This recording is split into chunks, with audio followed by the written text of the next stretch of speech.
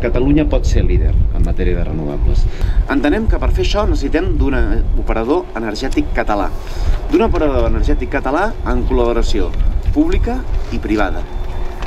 I que faci dels serveis energètics i de l'estalvi i l'eficiència la seva principal aportació. Ens cal un govern que el que faci és polítiques energètiques no per les elèctriques, sinó pel país i per la gent.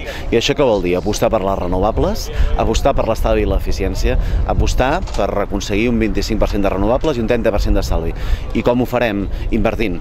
Invertint en parcs eòlics, invertint en biomassa, en plantes de cogeneració, invertint en un canvi de model productiu, en una xarxa distribuïda, i invertint també en nous operadors energètics que estalviïn, que donin projectes i serveis per estar a l'estalvi.